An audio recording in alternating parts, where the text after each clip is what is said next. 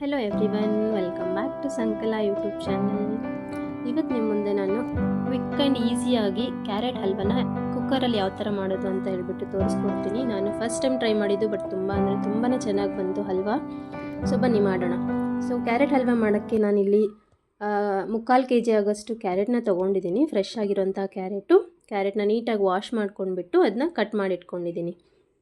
So ನಾನು ಮುಂಚೆನೇ ಹೇಳ್ದಂಗೆ ಹಲ್ವಾನ ನಾನು ಕುಕ್ಕರಲ್ಲಿ ಮಾಡ್ತಾಯಿರೋದು, ಅದಕ್ಕಾಗಿ ನಾನು ಕ್ಯಾರೆಟ್ನ ತುರ್ಕೊಂಡಿಲ್ಲ, ಅದನ್ನು ಕಟ್ ಮಾಡ್ಕೊಂಡು ಚಿಕ್ಕ ಚಿಕ್ಕ ಪೀಸಾಗಿ ಕಟ್ ಮಾಡ್ಕೊಂಡ್ಬಿಟ್ಟು ಇಟ್ಕೊಂಡಿದ್ದೀನಿ. ಈ ಕಟ್ ಮಾಡಿ ಇಟ್ಕೊಂಡಿರೋಂಥ ಕ್ಯಾರೆಟ್ನ ನಾವು ಕುಕ್ಕರ್ಗೆ ಹಾಕ್ಕೊಳ್ಳೋಣ. ನಾನು ಇಲ್ಲಿ ಕುಕ್ಕರ್ಗೆ ಹಾಕಬೇಕಾದ್ರೆ ಅಳತೆಯಲ್ಲಿ ಈ ಕ್ಯಾರೆಟ್ನ ಸೇರಿಸ್ತಾ ಇದ್ದೀನಿ. ಬಿಕಾಸ್ ನಮಗೆ ಸಕ್ಕರೆ ಹಾಕ್ಕೊಳ್ಳೋಕ್ಕೆ ಈಸಿ ಆಗುತ್ತೆ, ಅಳತೆ ಸಿಗುತ್ತೆ. ಅದ್ರ ಸಲುವಾಗಿ ಇಲ್ಲಿ ನೋಡ್ತಾ ಇರ್ಬೋದು, ನಾನು ಕಟ್ ಮಾಡಿಟ್ಕೊಂಡಿರೋ ಅಂಥ ಕ್ಯಾರೆಟ್ ಬಂದುಬಿಟ್ಟು ಆಲ್ಮೋಸ್ಟ್ ಇಲ್ಲಿ 3 ಬೌಲಷ್ಟು ಅಥವಾ 3 ಬೌಲಷ್ಟು ಇಲ್ಲಿ ಕ್ಯಾರೆಟ್ ಇದೆ. ಸೊ ಈ 3 ಬೌಲಷ್ಟು ಕ್ಯಾರೆಟ್ ಸೇರಿಸಾದ ನಂತರ ಇದಕ್ಕೆ ನಾನು 1/2 ಲೀಟರ್ ಆಗೋಷ್ಟು ಹಾಲನ್ನ ಸೇರಿಸ್ಕೊಳ್ತಾ ಇದ್ದೀನಿ. ಗಟ್ಟಿ ಹಾಲನ್ನೇ ಹಾಕ್ಕೊಳ್ತಾ ಇರೋದು ನಾನಿಲ್ಲಿ. ಸೊ ಗಟ್ಟಿ ಹಾಲು ಹಾಕಿದರೆ ಕ್ಯಾರೆಟ್ ತುಂಬಾ ಚೆನ್ನಾಗಿ ಬರುತ್ತೆ ತಿಕ್ಕಾಗಿ. ಸೊ ಹಾಲೆಲ್ಲ ಹಾಕಿಬಿಟ್ಟು ಇದನ್ನು ನಾವು 3ರಿಂದ 4 ವಿಸಿಲ್ನ ನಾವು ಹೊಡೆಸ್ಕೊಳ್ಬೇಕು.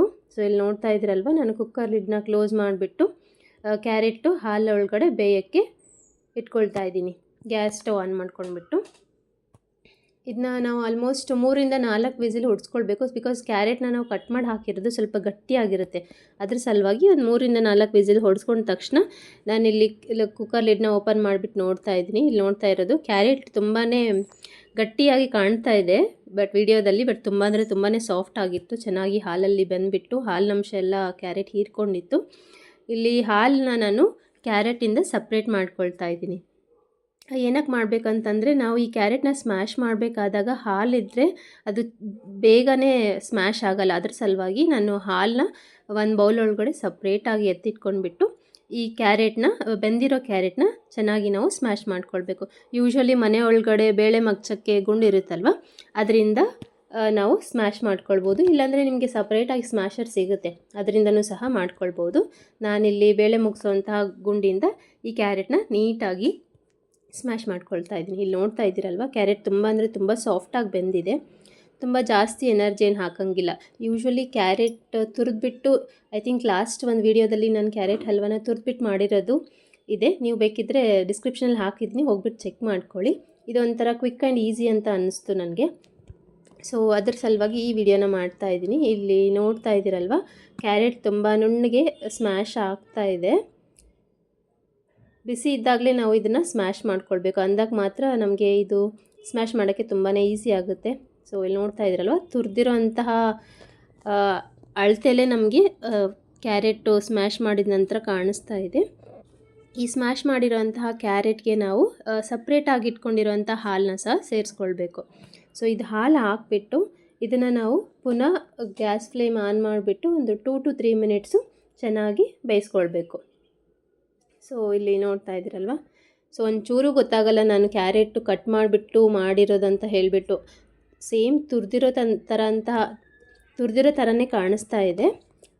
ಇದು 1-2 ನಿಮಿಷ ಬೇಯಿಸ್ಕೊಂಡು ಆದ ನಂತರ ಇದಕ್ಕೆ ನಾನು 1 ಕಪ್ ಆಗೋಷ್ಟು ಸಕ್ಕರೆನ ಆ್ಯಡ್ ಮಾಡ್ಕೊಳ್ತಾ ಇದ್ದೀನಿ. ನಾನು ಮುಂಚೆನೇ ಹೇಳ್ದಂಗೆ 3 ಕಪ್ ಕ್ಯಾರೆಟ್ಗೆ 1 ಕಪ್ ಆಗೋಷ್ಟು ಸಕ್ಕರೆನ ಆ್ಯಡ್ ಮಾಡ್ಕೊಂಡಿದ್ದೀನಿ. ಆಮೇಲೆ ಜಜ್ಜಿಟ್ಕೊಂಡಿರೋಂಥ ಏಲಕ್ಕಿ ಪುಡಿನೂ ಸಹ ಹಾಕ್ಕೊಳ್ತಾ ಇದ್ದೀನಿ. ಏಲಕ್ಕಿ ಪುಡಿ, ಸಕ್ಕರೆ, ಸ್ಮ್ಯಾಶ್ ಮಾಡಿರೋಂತಹ ಕ್ಯಾರೆಟು ಮತ್ತು ಹಾಲು ತುಂಬ ಚೆನ್ನಾಗಿ ಕುದಿಬೇಕು. ತುಂಬ ಮೀಡಿಯಮ್ ಫ್ಲೇಮ್ ಅಥವಾ ಲೋ ಫ್ಲೇಮಲ್ಲಿ ಇಟ್ಬಿಟ್ಟು ಒಂದು 5 to 6 ಮಿನಿಟ್ಸ್ ಆದರೂ ನಾವು ಪುನಃ ಕುದಿಸ್ಕೊಳ್ಬೇಕು. ಸೊ ಇಲ್ಲಿ ನೋಡ್ತಾ ಇದ್ದೀರಲ್ವ, ಕ್ಯಾರೆಟ್ದು ಕನ್ಸಿಸ್ಟೆನ್ಸಿ ಯಾವ ಥರ ಇದೆ ಅಂತ ಹೇಳಿಬಿಟ್ಟು. ಸೊ ಅದು ಕುದೀತಾ ಇರಬೇಕಾದ್ರೆ ನಾನು ಇಲ್ಲಿ ಡ್ರೈ ಫ್ರೂಟ್ಸ್ದು ಒಗ್ಗರಣೆ ಹಾಕ್ಕೊಂಡೆ. ಸೊ ಒಗ್ಗರಣೆಗೆ ನಾನಿಲ್ಲಿ ತುಪ್ಪನ ಯೂಸ್ ಮಾಡ್ಕೊಳ್ತಾ ಇದ್ದೀನಿ. ತುಪ್ಪ ಕಾದ ನಂತರ ಅದಕ್ಕೆ ಡ್ರೈ ಫ್ರೂಟ್ಸ್, ಗೋಡಂಬಿ ಮತ್ತು ದ್ರಾಕ್ಷಿನ ಹಾಕ್ಕೊಂಡ್ಬಿಟ್ಟು ಚೆನ್ನಾಗಿ ಫ್ರೈ ಮಾಡ್ಕೊಳ್ತಾ ಇದ್ದೀನಿ. ಗೋಡಂಬಿ ದ್ರಾಕ್ಷಿ ಚೆನ್ನಾಗಿ ಬ್ರೌನ್ ಕಲರ್ ಬರೋವರೆಗೂ ನಾವು ತುಪ್ಪದಲ್ಲಿ ಹುರ್ಕೊಳ್ಬೇಕು. ಸೊ ಇಲ್ಲಿ ನೋಡ್ತಾ ಇದ್ದೀರಲ್ವ, ಚೆನ್ನಾಗಿ ಫ್ರೈ ಆಗಿದೆ ಇದು. ಇದನ್ನು ನಾವು ಕುಕ್ಕರ್ಗೆ ಸೇರಿಸ್ಕೊಳ್ಳೋಣ ಹಲ್ವಾಕ್ಕೆ. ಸೊ ನೋಡ್ತಾ ಇದ್ದೀರಲ್ವ, ಹಲ್ವಾನು ಚೆನ್ನಾಗಿ ಬೆಂದಿದೆ. ಸಕ್ಕರೆ ನೀಟಾಗಿ ಕರಗಿಬಿಟ್ಟು ಏಲಕ್ಕಿ ಜೊತೆ ಚೆನ್ನಾಗಿ ಕಲಿತಿದೆ. ಸೊ ಇದಕ್ಕೆ ನಾನು ಡ್ರೈ ಫ್ರೂಟ್ಸ್ನ ಆ್ಯಡ್ ಮಾಡ್ತಾಯಿದ್ದೀನಿ. ಸ್ವಲ್ಪ ತುಪ್ಪ ಜಾಸ್ತಿನೇ ಹಾಕ್ಕೊಂಡ್ರೆ ಚೆನ್ನಾಗಿರುತ್ತೆ ರುಚಿ. ಹೋಪ್ ನಿಮಗೆ ಈ ಈಸಿ ಆ್ಯಂಡ್ ಕ್ವಿಕ್ಕಾಗಿ ಕುಕ್ಕರಲ್ಲಿ ಮಾಡಿರೋಂತಹ ಕ್ಯಾರೆಟ್ ಹಲ್ವಾ ರೆಸಿಪಿ ಇಷ್ಟ ಆಯಿತು ಅಂತ ಅಂದ್ಕೊಳ್ತೀನಿ. ನೀವು ಟ್ರೈ ಮಾಡಿ ಒಂದು ಟೈಮು ಯಾವ ಥರ ಬಂತು ಅಂತ ಹೇಳಿಬಿಟ್ಟು ಕಮೆಂಟ್ ಸೆಕ್ಷನಲ್ಲಿ ಮೆನ್ಷನ್ ಮಾಡಿ.